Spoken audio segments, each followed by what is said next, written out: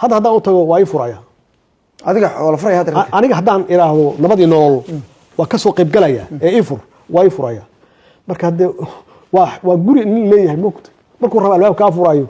marna albaabka ka xiranayo Soomaa wada hadalladii ugu heerka sareeyay waxay ka dhaceen Addis Ababa waxa soo baxay warar badan oo ku saabsan wixii Addis Ababa ka dhacay dhexmaray adiga iyo Musabbix Cabdi oo markaa ahaa madaxweyne Soomaaliland risaaraha Ethiopia ay wada dhex joogay Abiy Ahmed runtii uu ka shaqeeyay xilligaasi dhabna way ka ahayd in aan Soomaaliya ay midowdo waqooyi koonfur inay midowdo waa aqbalay si toos u aqbalay abna waan dhageysanaya waa aqbalay way yiri hawshaas waa qaatay laakiin waxaan ka rabaa adigana daltirka taxsoon waa meesha dhacdadii ugu weyneed ee ugu horeysay ka dhacday arintaasi waxa runtii siyaabo fara badan looga hadlaa maxaa ka dhacay daltirka taxsoon oo sax marka ya arintan falkiyay ya bumbuniyay arintan qaabka u dhigay arintan waxa xaqiiqatan bumbuniyay Xasan Sheekh baa bumbuniyay qaybtan waxaan rabaa inaan laba arrimood oo waaweyn oo arrimihii gudaha iyo arrimihii bulshada dawladda waxyaalo badan baa la yiraahdaa waa loo qabtay wax ama way qabatay ama waxyaalaha qaarkood oo ka gaabisay la dhahaa waxaan rabaa arrimihii gudaha wadanka dhibaatooyin badan baa taagnaa arrimaha dagaalada sokeeye dib u heshiisiinada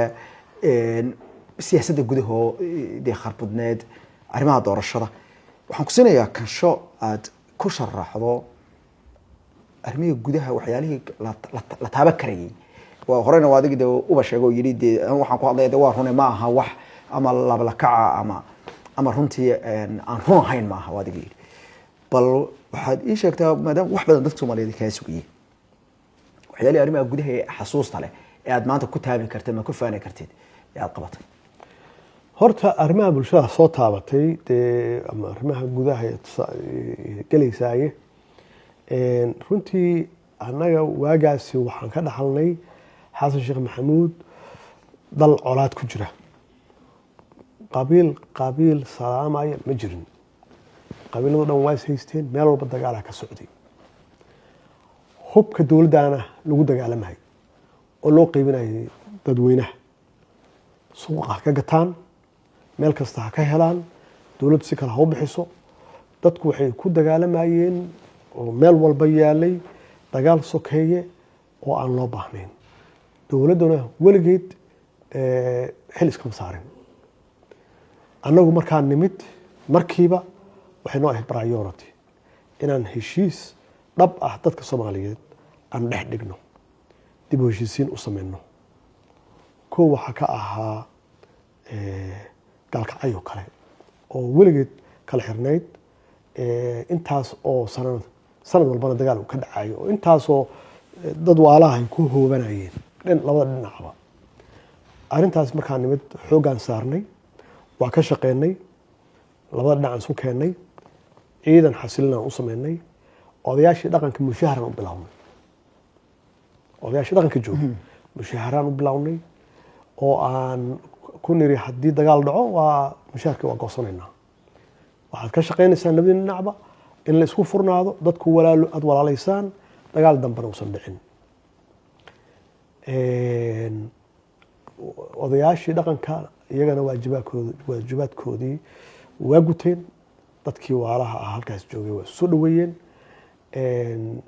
ciidanka xasilinta ahna waa fuliyeen wax alla wixii loo baahdo oo enforcement ah hawlgal ah waa fuliyeen oo haddii uu imaan karo isku dhac iyo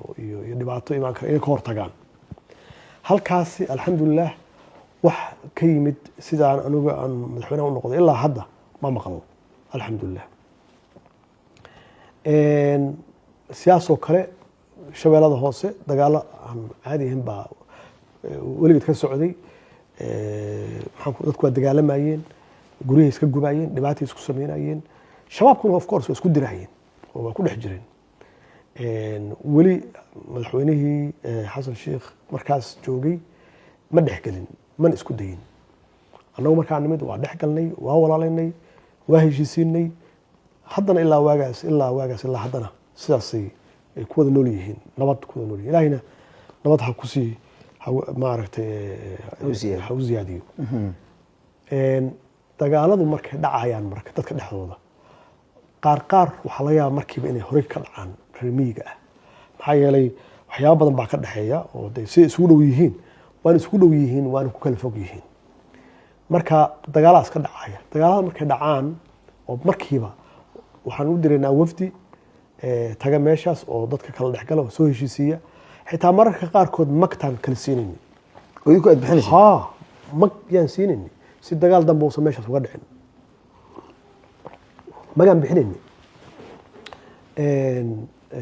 caabud waaqoo kale saasoo kale ahayd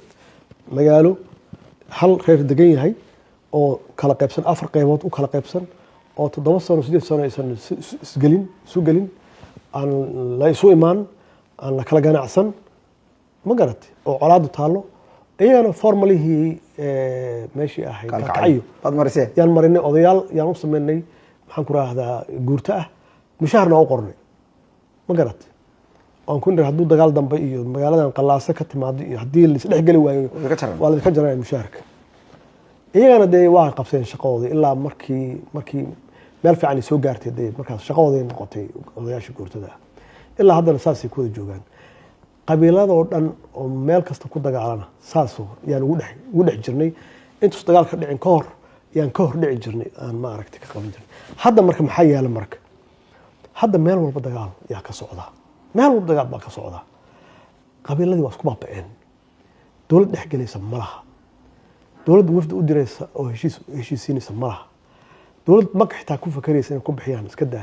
iska daa taas waa fog tahayba ma garatay ma jirto marka waxay keentay hadda qabiil walba inuu hubeeyo qabiil walba wax alla wuxuu heli karo inuu dhaqaaluhu haysto inuu hubgeliyo soo ma garan aaway Soomaaliya heshiis ah aaway visionku waa fiican yahay aragtidiisu waa fiicanta laakiin waa hadal wey ficil lahayn marka meel walba waxaa ka socda dagaal dowlad ku fakaraysa aad ma sheegi kartaa wasiir arrimo gude oo hal meel u baxay oo dhib ka dhacay ma ii sheegi kartaa meel dhib ka dhacay wasaarad iyo ra'iisul wasaare iyo madaxweyne ka hadlay ma maqash maya ma dhicin marka waxba uma aha hadal waxaas waxa weeye hadal malagiis galay wey Soomaaliya heshiisa maxaa yeelay meeshaas in laga bilaabo heshiiska Soomaalida laga bilaabo dadka beelaha wada degan ee walaalaha Soomaaliyeed in laga shaqeeyo nabadooda in laga shaqeeyo marka runtii taasna waa ka gaabisay waxaan kaloo annaga aan ka shaqeynay oo qayb ka ah arrimaha bulshada caafimaadka waxaan keennay oo aan bilownay inaan bixino caafimaad lacag la'aana free ah isbitaal banaadir maxaan ku rahdaa martini inaan bilowno in dadku tagaan oo lagu daaweeyo lacag la'aan lagu daaweeyo intii aniga aan joogay ma garatay awal dad baa haystay dadkii waa ka qaadnay kadibna waxaan ka dhignay public oo intaasoo boqolaalo kun oo qof yaa lagu daaweeyey lacag la'aan lagu daaweeyey maalintii aan ka tagnay yaa lagu bilaabay lacag waa taa arkaysa ayaan dhaweyd gabar miskiin oo banaanka horta isbitaalka hortiisa ku foolanaysa oo dadku ay shahaadada u qabanayaan ma garatay arrintaa ma la socotay waa arkaynay soo ma sidee kuu saamaysay marka de maxay noo saameyn weyday gabar Soomaaliyeed oo canshuur bixiso oo muwaadin ah oo la fiirsanayo banaanka inay ku dhalayso qof walba fiirsanayo xalxumadaas fiiri waxay noqon kartaa xasan sheekh walaashiis soo ma noqon kartaa eedadiisa noqon kartaa soo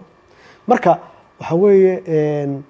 dowladdu sideedaba waxa weeye waa adeeg dowladdu haddaad maqasho waxay u jirtaa waaba adeegba dadka inay u khidmayso ee cadaalad u samayso ee kala ilaaliso maxaan ku raahdaa ay service siiso way dowladdu marka taasna runtii wax laga naxay noqotay markii dadkii la yiri lacagahaas ka bixiya yaa bixin kara lacagaha dad masaakiin oo qutulyoonkii la aba joogay jira dalka jire see ku bixinayaan caafimaad marka de ilaahay bay qabaan waxa ku soo hartay waxbarashada sidaas oo kale 24 iskuul yaan bilawnay inaan ka shaqeyno iyo macallimiintoodii inaan free ka dhigno oo 70,000 oo arday ah aan ku bilawnay oo qorshuhu wuxuu ahaa haddaan sii joogi lahayn 300,000-400,000 inaan gaarsiino waxbarashada free ah sidaan ku yiri oo kale qasabka iskuuladii aan kusoo kornay annaga aan wax kusoo baranay xasan sheekh naftiisa wax kusoo bartay iskuuladii qasabkay ahaayeen oo laga wado qasabka oo qasabka waxa laga wadaa waxa weeye si boobsiisana waa lagu dhisay oo iska wax u qabso tan labaadna qof walba ku khasbanaa family walba carruurta inay soo diraan oo wax la baro carruurta iskuulka qasabka la oran jiray no child left behind laga tegin mareykanka ha inaan cunugna laga tegin marka taasna weel baad ka gaadhay waa si fiican baad u sharaxday aad u maasan tahay tan arrimaha bulshada waa wax su'aal kaba qabo laakiin waxaan su'aal ka qabaa arrintii dhabu heshiisiinta waxaad ku fidiseen arrintii Soomaaliland marka halkaas rabta ka soo galaysa oo runtii de waa arrimihii gudaha wadanka waxaa dhacay wada hadallo waana jirin wada hadalladu adiga horta way abuurnaayeen inta badan dalalka dibadda lagu qaban jiray idinku sida caadada ahayd wada hadalladii ugu heerka sareeyay waxay ka dhaceen Addis Ababa waxaa soo baxay warar badan oo ku saabsan wixii Addis Ababa ka dhacay dhex maray adiga iyo Musabbix Cabdi oo markaa ahaa madaxweynaha Soomaaliland rasaaraha Ethiopia ay dhex joogay wadada Addis Ababa dadku waxay yiraahdeen waxay soo gaareen heer aan horey aysan u gaarin wada hadalladu adigana goob joog ahaa dad badan way ka hadleen siyaabo kala duwan bay uga hadleen heer waxay soo gaareen in adigu madaxweynaha ugu wareejiso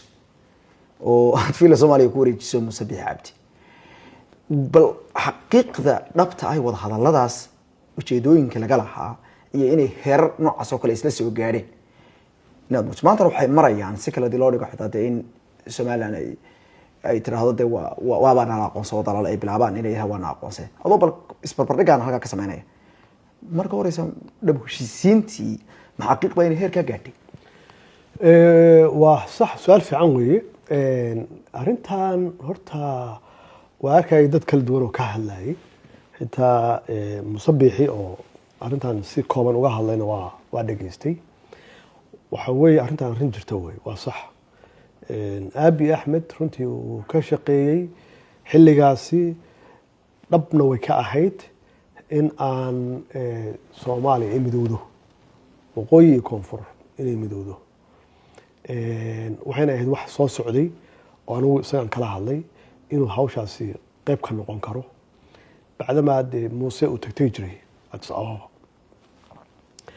inta badanna waxaa la iskaga xantaa Ethiopia inay mar walba ka shaqeyso kala fogaanshaha Soomaaliya iyo qaybinta Soomaaliya inay ka shaqeyso oo iyadoo qayb ay ka tahay taariikhna dhex taala historically taariikhna dhex taala maxaa yeelay dal cadawgaaga waxaad jeceshahay inaad kala qaybiso si aad waxa rabto uga fushato marka anagoo iska qabna tuhunkaas iyo shakigaas ninkan cusub Oromo ka yimid Oromaduna dad iska dhiban bay ahaayeenoo qolada xabashida la yiraahdo Tigreega iyo Amxaarada u dhiban muddo dheer u dhibnaa marka ku dhib qabay marka xoogaa dhankaasna waa iska soo galnay oo weli markaas wuxuu la dagaalamayay oo culays ku hayay qoladii Tigreega ahaa arrintan marka ay bilaabatay oo soo dhex galay Muuse waxaan ogaanay inuu magaalada yimid Abiy ay soo wacay wuxuu yiri Muuse yimid aniga xog kama hayn inuu yimid magaalada soo sheegay adigu xogteeda ma haysay ma hayn baan yiri wuxuu yiri waxaan rabaa inaan labadin aan idin kulansiiyo ma kulanteeno ma hadasheeno waxaan ku waa fiican tahay in kulansiiyo waa fiican tahay waana kulansiiyay oo saacado badan yaan wada joognay hadalkii waa noo bilowday sidaan u wadnay waxay ku soo gabagabowday in aan isku fahmno aniga oo raba midnimada oo wax walba diyaar u ah inaan ku bedesho inaan idhaahdo urniyahu haddee soomaaliya o dhan baad haysataaye maxaa adiga haddee berbere iyo boorame iyo maxaan ku idhaahdaa iyo hargeysa iyo dee intaan goboladan aad hadda ka taliso intaad ka taliso iyo kaliya guud ahaan somaliland intay ahayd markaas intaad iska dhaaftid niyo soomaaliya o dhan u imow soomaaliya waa 20 milyan waxaan leenahay deked maxaan oran lahaa xeebta ugu dheer 2 webi waad og tahay dhulkeena waa dhul barwaaqo ah dadkeena waa dad waala ah oo ehel ah ma kala qaybsanno ma kala qaybsami karno cadowgeena naga faa'iideysanaya bal ninkan hadda xabashka ah oo nagu dhex jira oo raba inuu anaga na walaaleeyo oo aan isu imaano bal fiiri ceebta intaas la eg aan caawa maanta dhex fadhina ka war in ninkaan isu kaayo keeno oo isu kaayo soo riixo oo uu doonayo inaan midowno ka war oo weliba afkiisu ka leeyahay caruurtiina u naxa mustaqbalka caruurtiina fiiriya balday ninkaas yaaba caruurteena nooga danqasho badanba marka walaalow waxaa weeye soomaaliya o dhan maamul oo wixii aad sheeganayseen iyo tacadigii iyo grievancegii iyo dhibkaad sheeganayseen adigu qabo soomaaliya oo waa kaasaaye adigu maamul ma garat anigu wax kale ma rabee waxaan rabaa midnimo keligeen ma taagnaan kartaan annagana lug baa naga maqan ma taagnaan karno marka si aan adduunka ula jaan qaadno oo soomaali si ahaan jirtay ay noqoto oo maxaan ku rahdaa ma kala maaranee walaalow na hogaami adigu qaba hawsha waa aqbalay si toos u aqbalay aabina waana dhegeysanaya waa aqbalay waayuhu yiri hawshaas waa qaatay laakiin waxaan kaa rabaa adigana inaad markaad xamar tagto aad cudurdaar samayso si aan dadka u soo dhaweeyo oo dadka xag jirka u fog aan u tuso war dadkii dee waa kaasaayo waa noo cudurdaareene hadee mana kala maarano yacnaa in garowshii laga bixiyo tabashadii dadku qabeen mana kala maarano marka adu aabi si adag iyo runtii u hadlay oo dee hadda aqoonsiga adiga hadda sheegtoo kale wuxuu yiri somaliland lama aqoonsanayo waqti un baad iska dhumaynaysaan hadda 30 sano ku socotaan 30 sano hadda maraysaan lama aqoonsanayo Soomaaliya Suudaan baa dhib naga haystaa ilaa hadda aan dhaqaajin la'nahay marka caruurtiina u naxa dadkiina u naxa anigu waxaan u yiri nin idinku walaalaatiin yiri anigu waxaan ahay adeerkiin wuxuu la jeedaa idinku Soomaali baa tihiin oo walaalaatiin أنا أرمانا هاي كوشيتك يعني صلنا ها مركا يقول كاس وتلمام ميل بوتلمام يقول كاس فايل باكب حيري فايل كينو حيالو يقول كبرايم مينسترك سي دليبريلي او عط يا الذي ولا كعه يا تكريب دين كلا قيبين عين لكن انا اديركين باناي walaalkiina اديركين باناي marrabo wixii تكريب ku dhigayeen ama anaga inagu dhigayeen inay soo noqoto marka idin kala qaybin maayo dhibkiina ma rabo inaa walaalo noqotaan oo isu timaadaan oo heshiisaan oo caruurtiin u naxdaan iyo dhowr jeer ku celceliyey waxaan ku yiri bal ninkan day xabashka ah waa anaga nawaaninay caruurteena noo sheegay oo nawaaninay ha marka adoo calay xaal saasaan soo qaadanay waxaan ku kala tagnay meesha anu meeshan ka aadi lahaa bila Soomaaliya iyo meeshan ku noolaan lahaa yaan ka fikiray bila Soomaaliya kadib hadda hawshu xilka barkadiya hawshu waa dhamaatay ma moogto hawshu waa dhamaatay anu waxaan ka fikiray markaas saan u banaan lahaa meesha iyo qaabkii hawshu ay u dhici lahayd marka waxaan ku balanay 15 casho ka bacdi inaan nimaano meesha la yiraahdo Hargeysa oo diyaariyo oo ninkan biixi ah oo dadkiisa u tago oo ka soo gado ka soo dhameeyo maxaan ku raahdaa midowga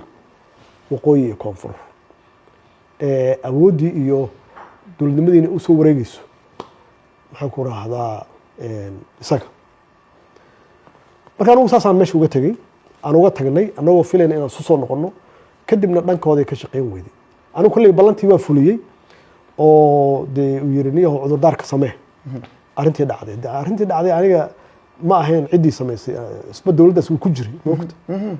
oo Saleebaan Gaal baa ku jiray dowladdaas oo Cabdiraxmaan Cirra ku jiray dowladdaas anagoo dhan waa ku wada jirnay marka laakiin aniga markaan meesha fadhiya oo macnaha uu leeyahay adoo cudurdaar samee ujeedkuna wuxuu ahaa oo kaliya aan u sameynayay in aan helno Soomaali meesha ay ku jirto oo gudnimada ah inay ka baxdo oo dalkii siduu ahaan jiray uu noqdo adduunkan aan la jaan qaadno arrimaha dhexdeena hoosena aan iska xalisano marka dee shabaabna ma joogi karaan markii dalku u midoobo shabaabna ma joogi karaan cadow kalena laguma dhex jiri karo anu marka visionkaas aragtidaas yaa ii muuqatay maxaa markaa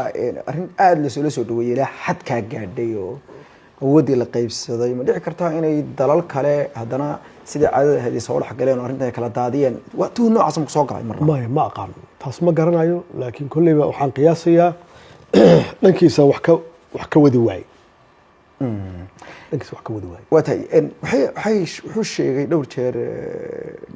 Musabixi inuu yidhi tusaale ahaan waana la cunaqabatay Somaliland dhibaata noo geysatay Soomaaliya dhibaata noo geysatay intii adigu aad ku jirtay dowladnimada inta rangareynaysa madaxtinimada haysay ma wax xuquuq oo Somaliland ay lahayd baad soo taagtay maya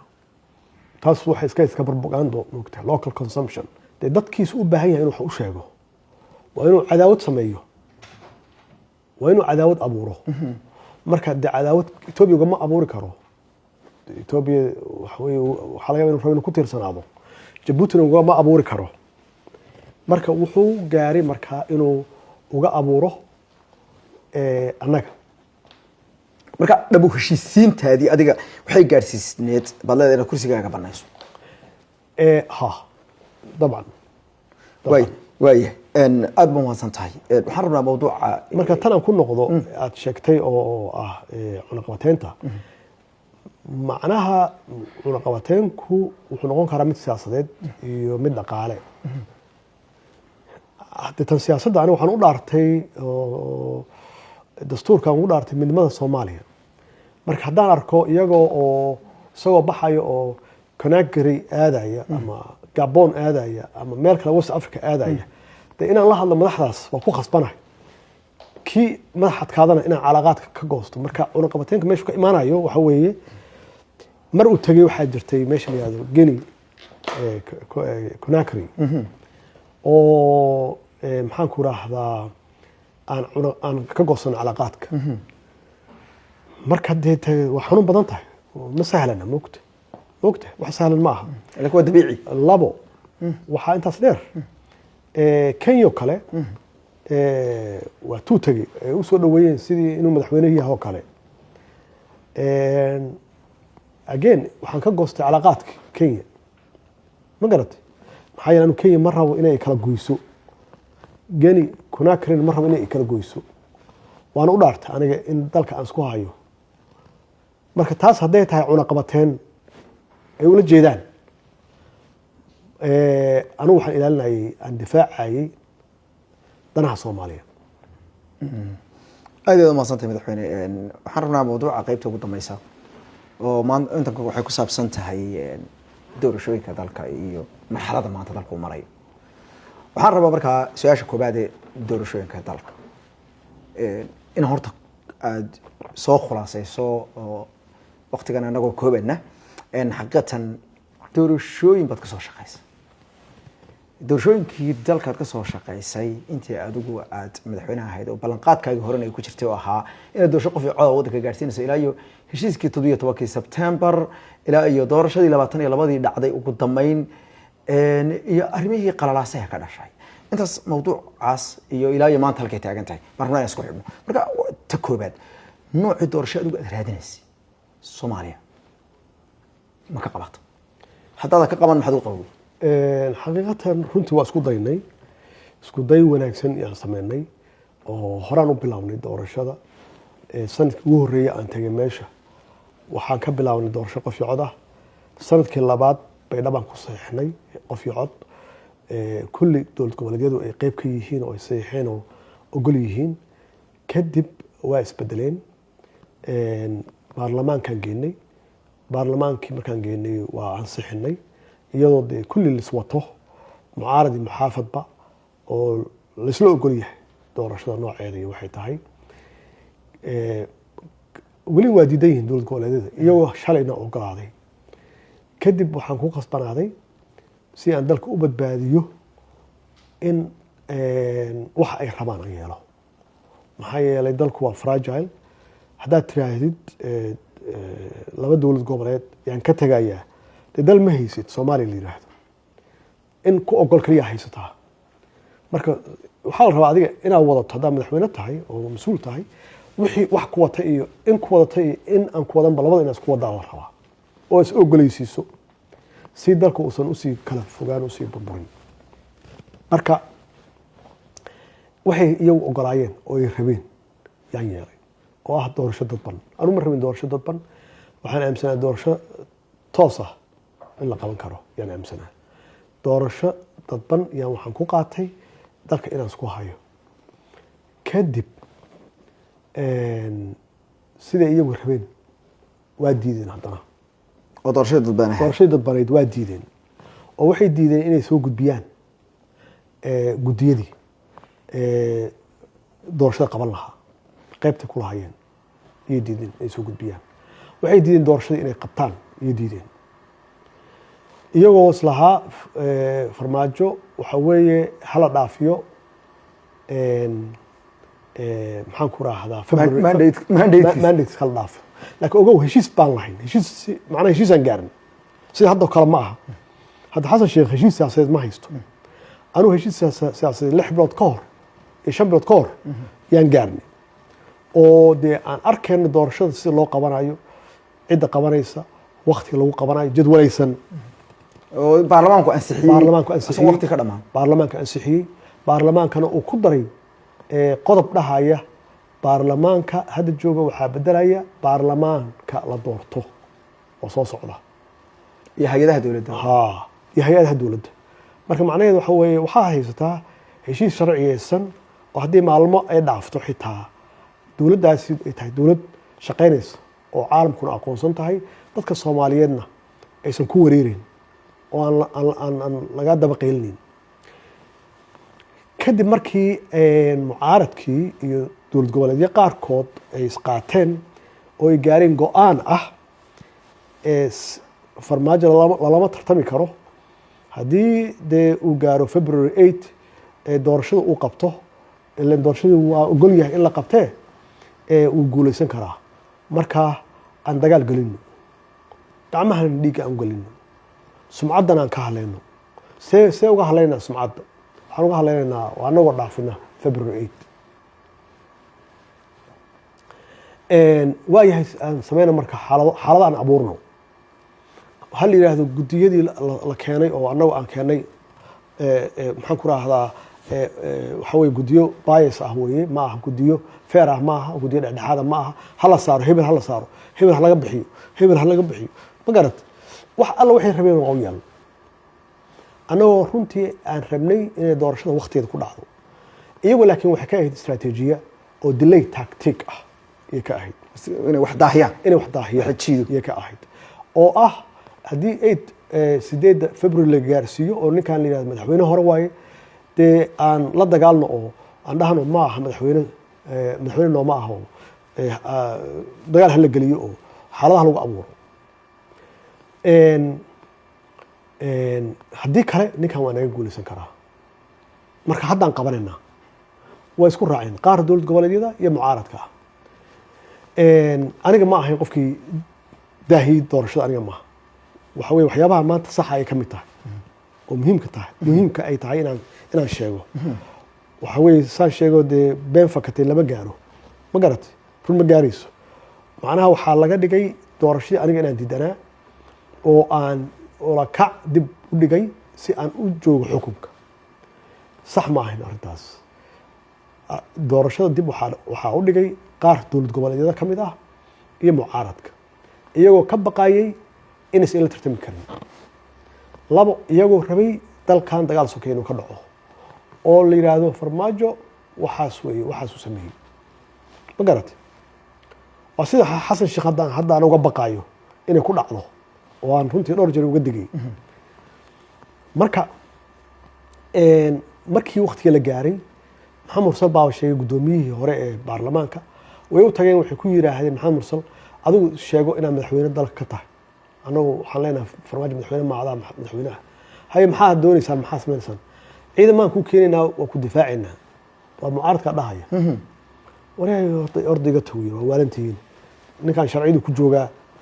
sharciyadana baarlamaankaa siiyey doorashadana waa muuqataa doorashada soo gala heshiiskii doorashadana waa diyaar markaa marka saa laleeyahay marka heshiisku waa saxiixan yahay oo waa saxiixan yahay heshiiskii waa laisku raacay wax walba waa diyaarsan yihiin idinka weeye waxa diidaya doorashada inay dhacdo u diyaar garooba doorashada ha dhacdo tartama saasuu ku yiri publiclyna wuu u sheegay meel public ah uu ka sheegay arrintaas markii waqtigii la dhaafay oo ay bilaabeen derbiga ha looga boodo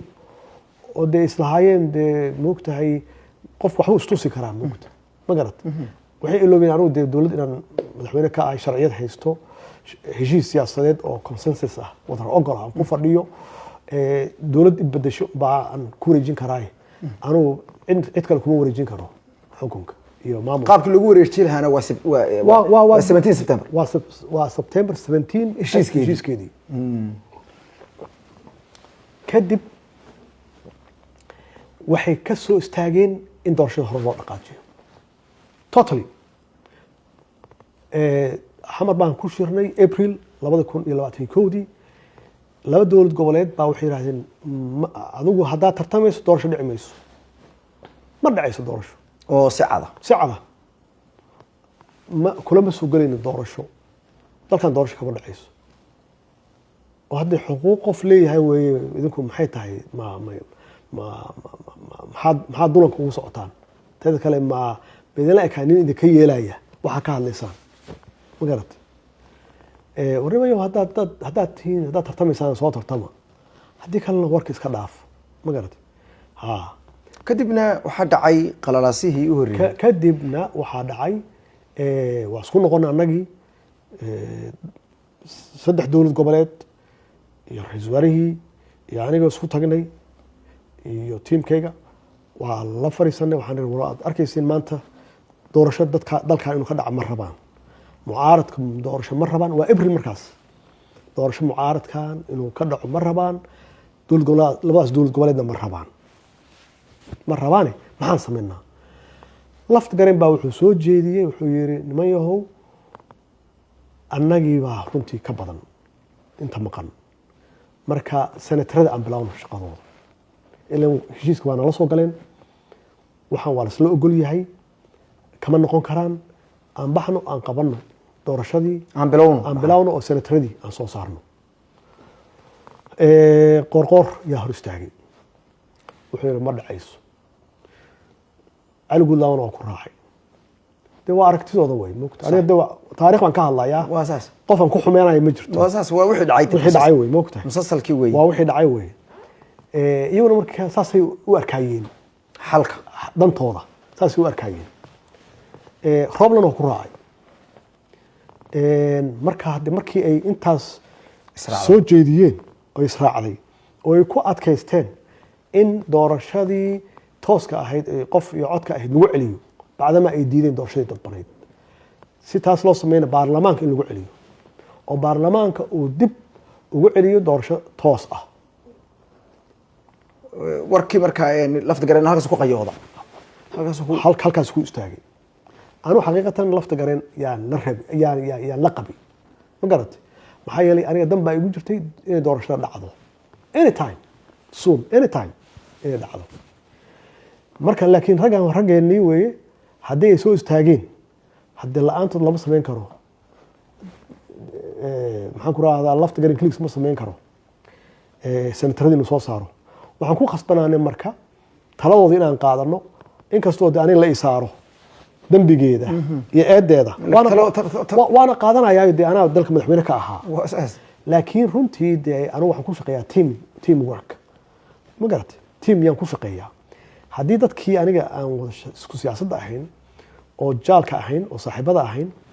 ay soo istaageen oo yiraahdeen annaga ma qabanayno international community-gana lama dagaalamayno madaxweynow baarlamaanka ku celi doorashadii tooska ahayd qofkii codka ahayd ha geeyaan xalimyari gacanta laga saaro hawsheeda aqlabiyadii saas noqotay yaa horta baarlamaanka ku geynay doorashadaas saas iyo aniga korkayga ku fuushay oo la yiri farmaajo muddo kororsiga rabay bacdama baarlamaanku ay yiraahdeen doorashadii dad bareed baa lagu noqonayaa waxaan lagu qabanayaa muddo 20 bilood ah saan qiyaasay ama aduu 2 sano wax ka yar ay yiraahdeen yaa lagu qabanayaa ay yiraahdeen doorashada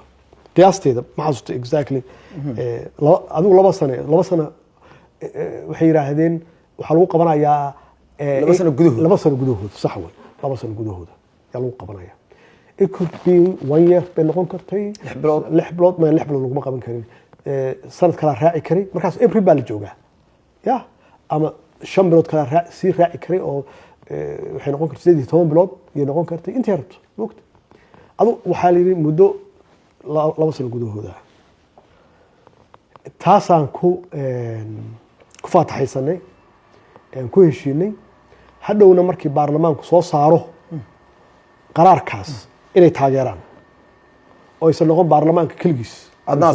saxiixdo anigana aan saxiixo waxaan ku yiri waxay oran doonaan dowlad goboleedyada waa inay taageeraan madaxweyne adna waa inaad saxiixdo oo dekreet ka soo saarto ma qaadanayna haddii saas yiraahdaan waa qaadanayna yiraahdeen baarlamaankii baa hawshii loo dhiibay baarlamaankii saasay qaraarkoodu noqday sharciyadii saasay noqotay sharciga saas ku soo saareen markay ku soo saareen aniga de balanti inaan fuliyo way iyagii waa ka bixin balantii baarlamaankaasi marka maadaama muddo dhaaf ahayn awood ahaan sharci ahaan iyagu heshiiskii September 17 bay ku fadhiyaan iyaga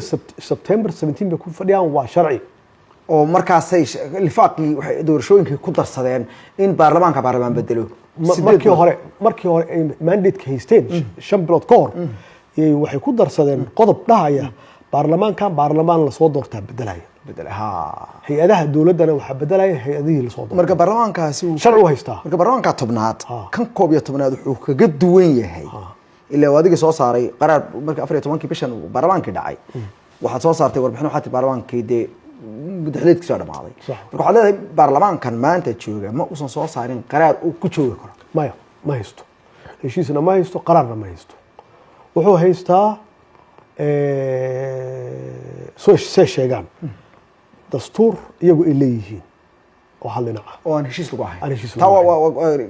qaybaha waan ku daray doonaa ku soco marka taadii hore sidaas markaa lagu saxiixay aad ku saxiixday marka anigu waan ku qasbanaa inaan saxiixo si aan u fuliyo balantii aan qaaday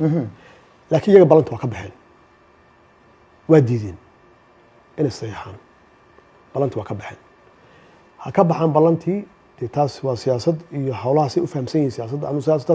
siyaasadaas uma fahamsanin siyaasadda waxaan fahamsanahay haddii aad ballan gasho fuli ballanta marka horena ha gelin ballanta yaa ku khasbaya adiga ogta kadib markay arrintu saas u dhacday waxaan waa taariikh de ogow mar labaadan ku celinaya waa taariikh qofay xumeynayso afeefta waa afeef kale qofay xumeynayso iyo qofay dhibayso ma aha waa xaqiiq dhacday oo sax ah sida u dhacdaan u sheegaya oo run ah marka raggii meelay galeen iyo meel ka bixinaan waay ma garat shalay lahaa waa qoorqoor waa cali guudlaawe waa rooble oo ku adkaysanayay in baarlamaanka lagu celiyo bacdamaa laba dowlad goboleed ay diideen in hore loo socdo waxaa bilowday marka hawshii badbaado ay ku sheegeen yaa bilaabatay hawshii badbaadaa bilaabatay badbaadadii markay bilaabatay qaran ciidamadoodii iyo waxoodii kadibna raggii iyaga ahaa oo dee na geliyey in baarlamaanka la geeyo in baarlamaanka qaataan qaraarkaas doorashadii tooska ahayd iyagaa warqad qoray oo dhahaya farmaajo ha ka noqdo ma garatay ragga wax isla ogeydeen waa siyaasadda Soomaaliya ma garatay siyaasadda Soomaaliya way marka anyway saasaa dhacday oo runtii door marka meesha u socdo waxa weeye sax weeye anaa qaadanayo wixii xumaan iyo samaan dowladeedii ay lahayd ma garat anaa qaadanayo laakiin de waxaan hadda u sheegayaa waxaan qaabka farsamo wax u dhacay in se wax u dhaceen iyo in layla leeyahay ya talada aanu keligay aan lahayn talada layla lahaa yaan u sheegayaa macnaha dadka soo ma garan way ta badbaadaan hadaba aan waa ta ugu xiisaha badan arinta ugu xiisaha badan waxa weeye dal jirka dahsoon waa meesha dhacdadii ugu weyneed ee ugu horeysana ka dhacday arintaasi waxaa runtii siyaabo fara badan baa looga hadlaa maxaa ka dhacay dalka dahsoon oo sax daljirka dahsoon oo hadda marka beenta ay badato dee run loo qaato oo waxaa lasoo weeraray meeshii hoteelkii muxuu ahaa maa'idu oo de qof walba iska hadaaqo dee waxay noqotay wax run ah moogta wixii fictionka ahaa baa run loo bedelay yaa run noqday markii wax lagu celiyo marka dambe run bay noqdaan dagaalka saa sheegtay wuxuu ka dhacay daljirka dahsoon daljirka dahsoon waa xarun dowladeed wey xarun dowladeedna maleeshiya ma qabsan karto oo ma dhihi karto dowlad kama jirto dalka macnaheedu waxa weye dowlad kama jirto oo xarun dowlad la qabsaday dowladdii waxa weye dalka ma jiro markaas si aan uga hortagno arrintaas aysan usii shaqaynin usii socon yaa habeenkii aan xalinay arrintaas oo ciidamadii gorgor ay ku baxeen oo ay kala eriyeen ciidamadii meesha qabsaday daljirka dahsoon laakiin wax ka dhacay inaba ha yaraatee meesha madaxweynayaasha ay ku jireen oo hoteelka maayida ahaa ma jirin waxaad leedahay waxba kama dhicin meesha waxaad leedahay meesha hoteelka iyo arrintan isma khusayso maya markay refergaraynayaan dhacdadaas waxay dhahaan waxay ka dhacday hotel maa'ida hotel maa'idana hal xabad kama dhicin ma garat meeshana waxay isu jiraan ilaa 500 oo mitir jid baana meesha gooyaha oo aan la soo gelin oo baabuur lagu gooyin si aysan halkan ugu soo cararin marka aagooda waaba aaga waxay ku jirtaa madaxtooyada ku jirtaa xeyndaabka fiiri meesha lagu leeyahay maa'ida xeyndaabka madaxtooyada ku jirtaa ma garatay marka dhankan dagaalka kama dhicin laakiin dee bacdama hawsha la rabo in la qabiileeyo oo la kiciyo dadka shacabka la kiciyo ilaa laba madaxweyne ma sahlana moogta ma garatay oo la leeyahay waa la soo weeraray hawl sahlan ma aha moogtahay marka in wixii dramatized laga dhigo oo shacabka la kiciyo oo arrintu ay isqabsato oo arrintu intaas ka weynaato way meesha u socdeen waayahay iyo sumcadda dowladda in lagu dilo waayahay waxa u dhigtay taas inay ahayd howlgal xarun ciidan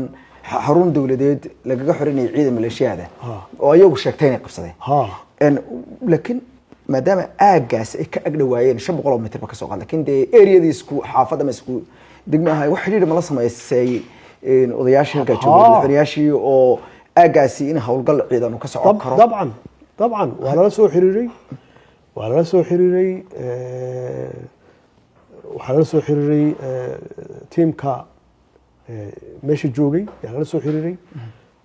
waxaan ku xaqiijinayaa madaxweyne Sheekh Shariif yani waa ka wada hadalnay waxaan daan ka hadlaa waa xaqiiqo weyn isagoo naftigiisa markii loo sheegay meesha in xabad ka socon laakiin de qeeladii ay socoto xabadda banaanka u soo baxay soo u hubsado markaasuu wuxuu arkay wiilashiis mid kamid ah oo xabada cirka u gamaaya oo meeshii de ciidan ma jooga meesha lagula dagaalamaba dagaalku wuxuu ka socdaa meesha la yiraahdo daljirka dahsoon yuu dharbaaxiyey wiilashiisi mid kamid ah waa dharbaaxiyey jooji yiri xabada waryaa meeshan xabad kama socotee waa xaqiiqo arrintaas ma garat marka yaa arrintan falkiyey yaa bumbuniyey oo arrintan qaabka u dhigay arrintan waxaa xaqiiqatan bumbuniyey xasan sheekh xaqiiqatan xasan sheekh baa bumbuniyey oo ka dhigayay in lasoo weeraray si dee bulshada loo kiciyo dadka loo kiciyo ma garatay mid waxaan arkayay xildhibaan lahaa de wixii beentii way fakatay moogta xildhibaan lahaa madaxweyne xasan sheekh habeenkii meesha dagaalka ka dhacayay loos buu cunayay moogta see loos u cunaya nin xabad ku socoto haddii xabad ku socotay haddii xabad ku socotay teeda kale waxaa yaab leh ciidanka waxaa hogaaminayay ninka la yidhaahdo odawaa ayaa hogaaminayay oo taliyaha ciidanka xoogga ahaa odawaa haddii uu soo weeraray madaxweyneyaasha oo sharafkoodii iyo noloshoodii uu meel uga dhacay sharafkoodii meel uga dhacay noloshoodii meel uga dhacay sidee xasan sheekh hadda mar dambe usoo ceshaday odawaa uu uga dhigtay taliyaha xoogga uga dhigtay ilan waa nin naftiisa khatar geliyey marka waxyaabahan kuu sheegaya siyaasadda xumaanteeda waay siyaasadda lama sheega been siyaasaddu been ma aha xasan sheekh iyo dad badan aan arkay siyaasadda waxay u haystaan trick khayaano dadka lagu wareeriyo si aad adiga waxaa rabta aad u gaarto marka de odawaa uu ahaa ninkii hawsha hogaaminayay odawaana shaqadiisu qabsanayay in xarumaha ka mida dowladdu leedahay in aan la qabsan maleeshiya aysan qabsan oo aysan oran dowlad ma jirto marka saasay arrinta u dhacday laakiin magacii maa-ida qaadatay maa-ida maahane waa daljirka dahsoon oo xarun dowladeeda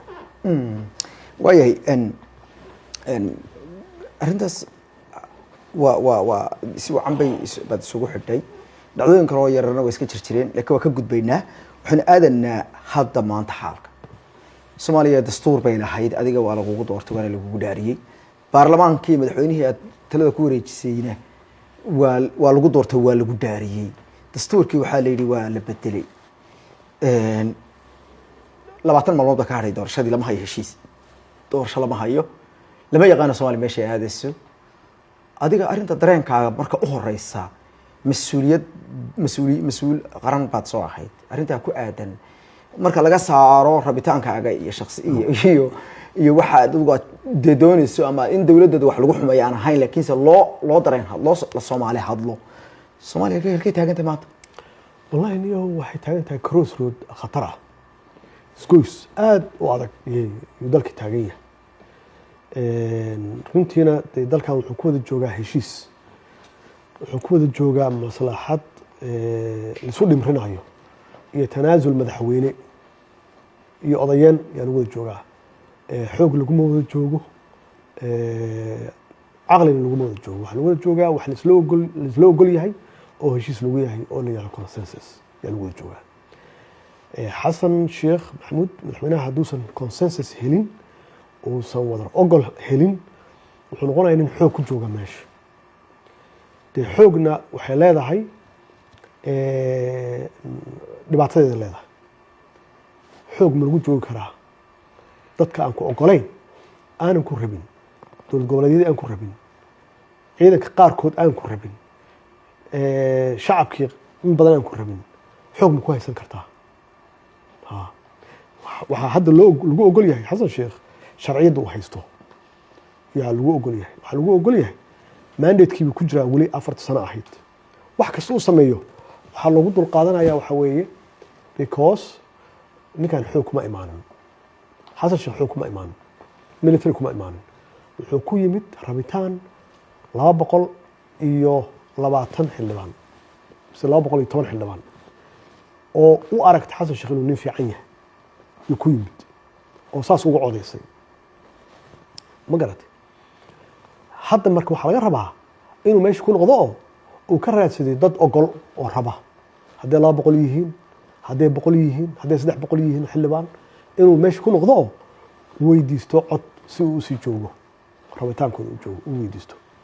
ka horna heshiiskii shaqadaas lagu gaari lahaa jadwalkaas lagu gaari lahaa yaa laga rabaa laakiin doorashaan waxaan samaysanayaa dastuur anigu aan leeyahay waxaan samaysanayaa doorasho qof iyo cod aniga aan leeyahay doorashaan xamar ka qabtay fiiri waa la og yahay xitaa haddii uu ahaan lahaa nin dee runtii wanaag ka shaqeynaya wuxuu qaban lahaa doorasho credible ah sida rabtaa ku timaado laisku halleyn karo doorashadii naftigiisii iyo shuruucdii uu samaystay iyo xeerarkii yuu violate gareeyey laakiin madaxweyne ma la odhan kari taas dad baa soo baxay doorashada safafka galay baa la arkay dad isdiiwaan gelinaya la arkayay oo shacabkii muqdisho abaabulan baa la arkayay xisbiyo albaaba garaacaya la arkayay miyaa la arkay taa wax aqrisahay way dadaaleen arrinta horta see ku timid si sax ma ahayn macnaha xeerarka sidii loo ansixiyey hadday tahay xeerarka axsaabaha hadday tahay xeerarkii doorashooyinka hadday tahay sidii guddigan doorashooyinka ku yimid waxaasoo dhan wax dee moogta adiga keligaa ma tartamayside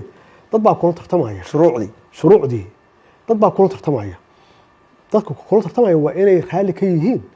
inay kula tartamaan meelay kula tartamaan inay joogaan marka waxaagii adaad ka soo qooshtay oo kambanigii shaqada qaban lahaa adaa keensaday guddigii adaa keensaday wixii dhan adaa keensaday iyada naftigeeda iyadoo keligaa aad keensatay xitaa waa inaa ilaalisid waxaa aad keensatay soo ma xeerarkii iyo shuruucdii ma ilaalin maalan sharciga axsaabaha ay ansixiyeen waxaa ku taallaa dowlad goboleedyadu waa inaad haysato 2,000 aad ka rajistarayso ama ka diiwaan geliso 5 maamul goboleed 3 maamul goboleed inaad ka 4 maamul goboleed iyo gobolka banaadir inaad ka diiwaan geliso waxa weeye adiga 4 rabta adiga ku jirtaa ma waxaa rabtaa Puntland 2,000 waa inaad ka haysato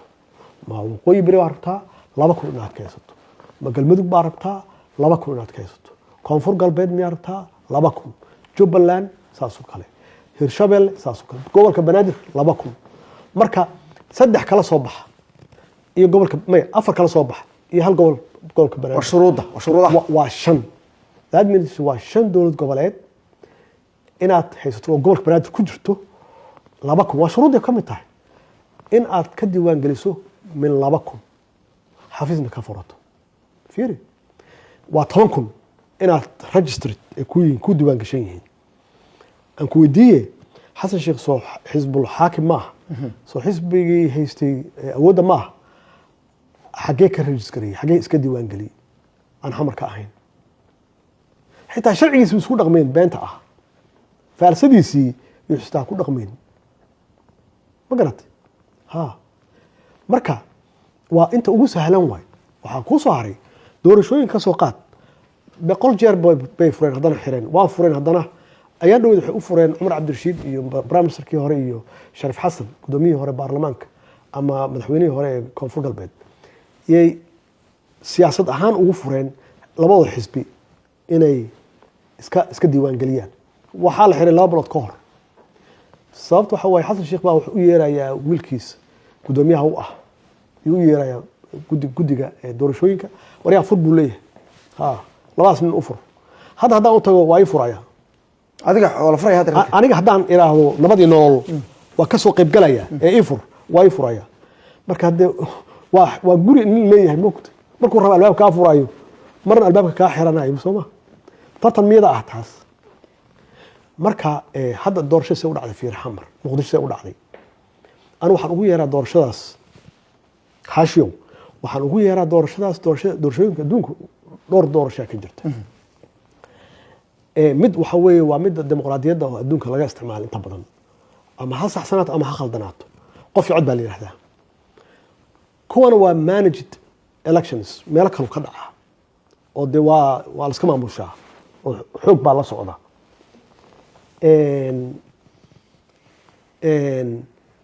mid baan adduunka kusoo darnay annaga Soomaali haddaan nahay doorasho dadban baa la yidhahdaa doorasho dadban annaga keliya adduunka ka yaqaana hadda doorasho dadban way soo dhaaftay hadda xasan wuxuu keensaday doorasho la yidhahdo doorashada qasabka yaa la khasba dadka la khasbaya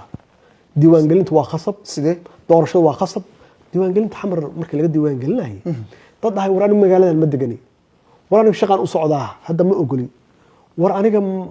maxaan ku raahdaa ma rabo inaan codeeyo dhowr qofna waa lagu dilay waa ku dhinteen si loo khasbayay kuwa badan waa lagu xiray baabuur socdaa leeyahay baabuurkan soo leexiya meesha doorashada taga ma garat oo yani oo passenger waa khasab dadku waa la khasbaya marka waxa weeye yaa diiwaan geliya doorashooyinka iyo shacabkaa diiwaangeliya xisbiyada anuu haddaan ka qayb galaya aan ku kalsoonahay doorashadaas inay ku dhammaanayso si saxa dee anaa qaadanaya feelalkayga oo diiwaan gashanaya ma garatay oo dadka diiwaan gashanaya xasan sheekh isagaa diiwaan gashaday wax oo dhan marka wixiisii isaga uu dee awal raacsanaana waa isdiiwaan geliyeen wixii kale aan raacsanayna waa soo khasbay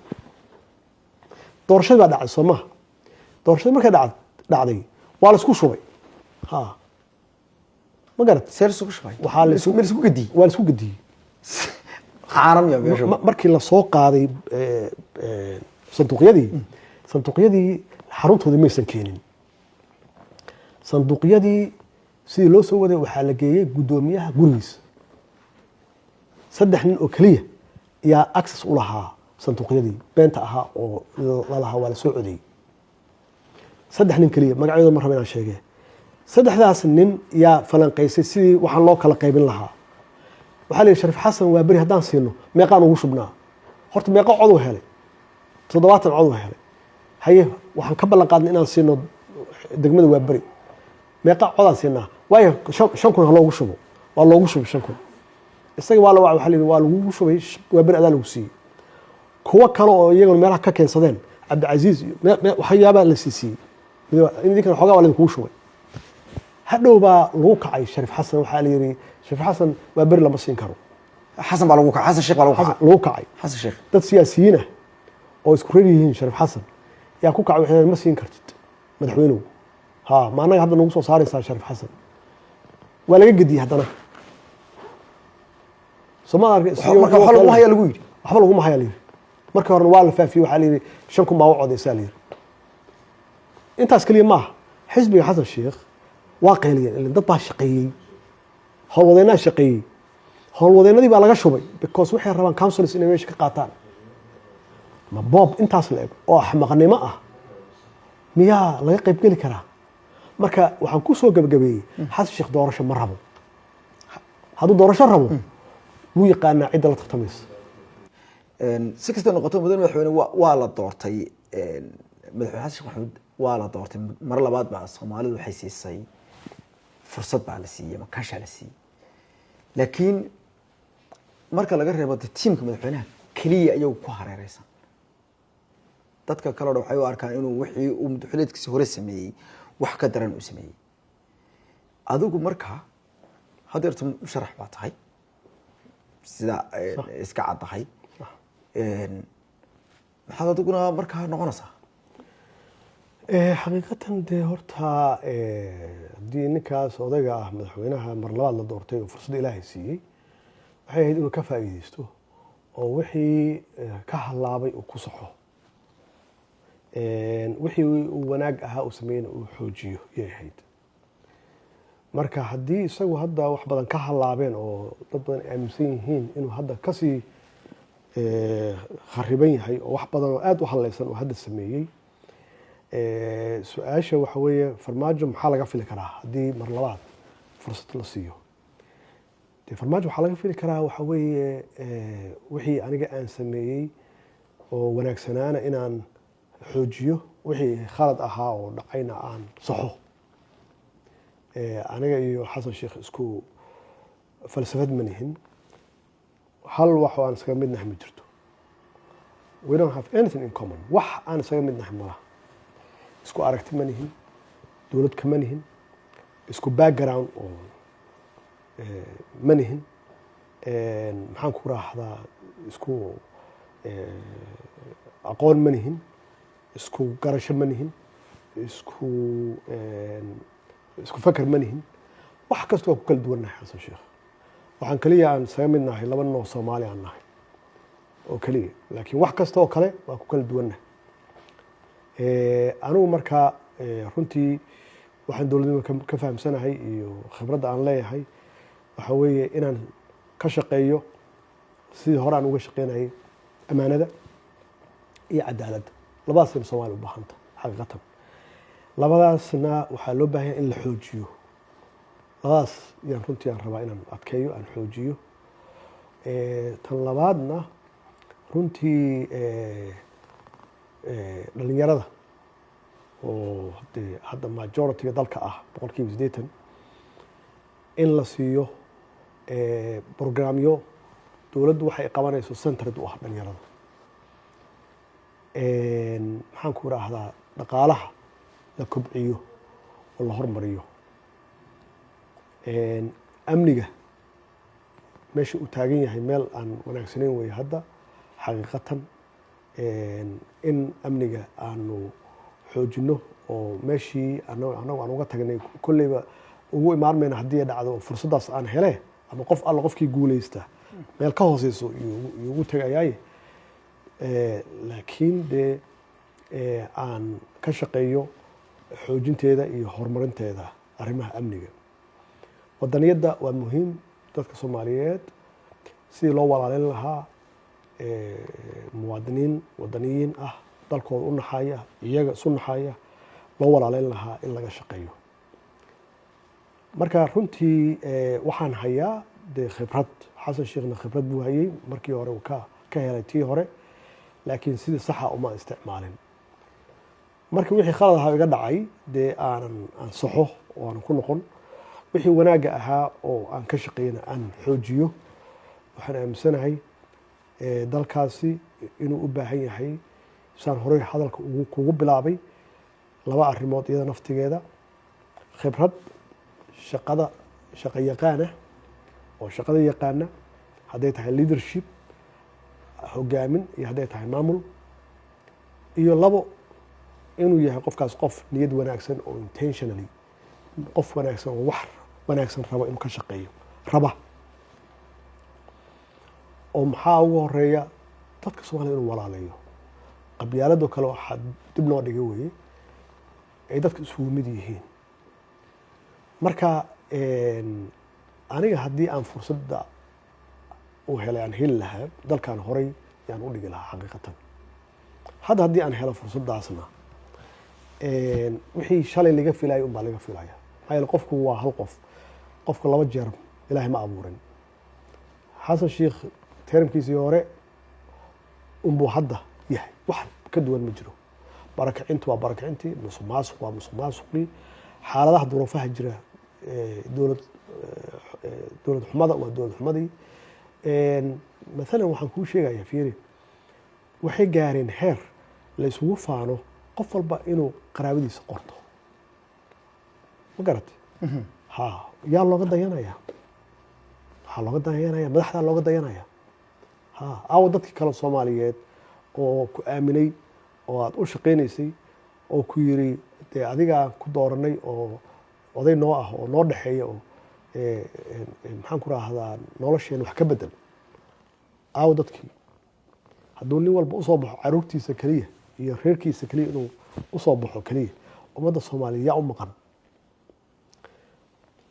marka xaqiiqatan xasan sheekh waxba kama doona tii hore dadka iloobay tii hore. aad iyo aad ayuu mahadsan yahay. kaasi waa madaxweynihii hore ee Soomaaliya mudane maxamed cabdilaahi farmaajo oo xaqiiqatan barnaamijka dhulmar ee Horfadhi Media siiyey waraysi iyo waliba barnaamijyo badan uu kaga hadlay xaqiiqatan xaaladihii kala duwanaa ee waddanka Soomaaliya taariikhdiisa iyo waliba waxqabadkiisa dambe iyo kuwiisa soo socday iyo kuwiisa horeba. madaxweyne aad iyo aad kaga macalinaya waqtigaaga. aad iyo aad u mahadsantahay. thank you so much.